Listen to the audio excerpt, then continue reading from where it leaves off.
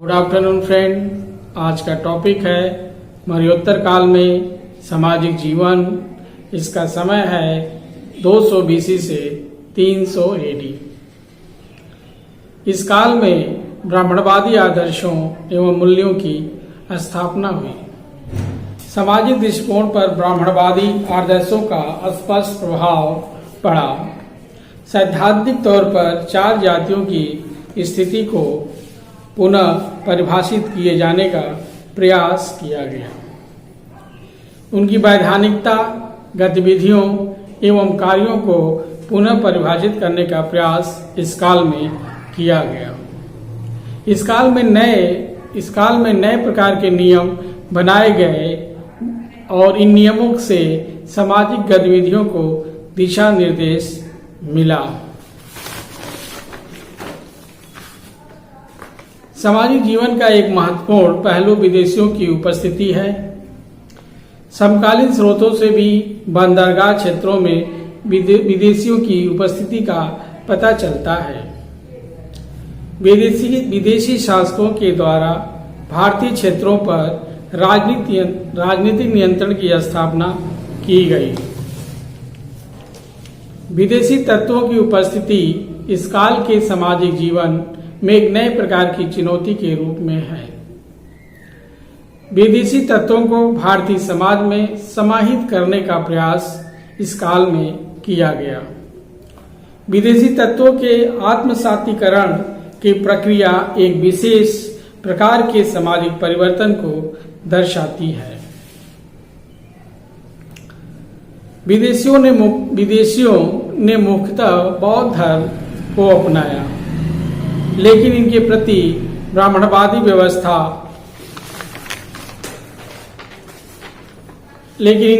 ब्राह्मणवादी व्यवस्था की ओर से एक समझौतावादी दृष्टिकोण भी प्रतीत होता है। विदेशी शासक वर्गों को प्रांतीय छत्री का दर्जा दिया जाना इस दृष्टिकोण को प्रदर्शित करता है। मनुस्मृति में इन्हें ऐसे छत्री के रूप में स्वीकार किया गया है जो अपने धर्म से विमुख हो चुके हैं। भ्रातृ छत्री का दर्जा दिया जाना हिंदू समाज में छत्री का दर्जा दिया जाना हिंदू समाज में उनको सम्मिलित करने का एक प्रयास था। व्यापार और वाणिज्य के विस्तार से श्रेणियों की संख्या में वृद्धि हुई। अधिक संख्या में शिल्पियों से सेवा प्राप्त करने का मुख्य कारण यह था कि शिल्पियों का एक बड़ा हिस्सा शूद्र जाति से जुड़ा हुआ था। व्यवसाय परिवर्तन और स्थान परिवर्तन से कुछ समूहों के सामाजिक स्तर में वृद्धि हुई। इस काल में व्यापक संपर्कों की स्थापना हुई, इसके प्रभाव से इस काल के वैज्ञानिक दृष्टिकोण का विस्तार हुआ। इसे इस काल में खगोलशास्त्र एवं औषधि विज्ञान के विकास के अंतर्गत देखा जा सकता है। पश्चिम एशियाई क्षेत्रों के साथ संपर्क की स्थापना से इन क्षेत्रों में विचारों का लाभप्रद आदान प्रदान हुआ। मुख्यतः शिक्षा ऊपर के 3 बड़ों से जुड़ी हुई थी। व्यापक पहुंच के कारण ब्राह्मणों को सभी प्रकार के ज्ञान प्राप्त करने का सामाजिक अधिकार था। शूद्रों और महिलाओं की शिक्षा तक पहुंच सीमित थी। शिक्षा व्यवस्था मुख्यतः 2 भागों में बटी थी: सैद्धांतिक एवं तकनीकी ज्ञान तथा व्यवहारिक ज्ञान।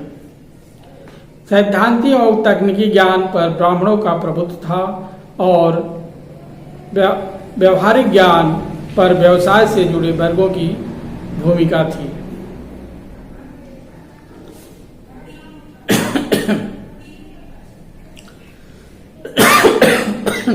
शिक्षा क्षेत्र में बौद्ध मठ की भी महत्वपूर्ण भूमिका थी। बौद्ध मठों का शिक्षा के प्रति उदारवादी दृष्टिकोण था।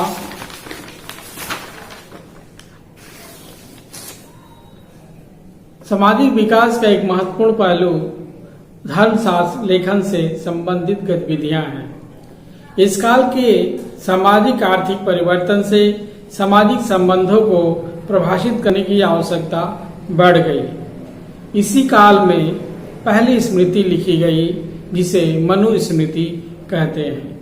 मनुस्मृति का काल रचना काल 100 AD माना जाता है। धन्यवाद।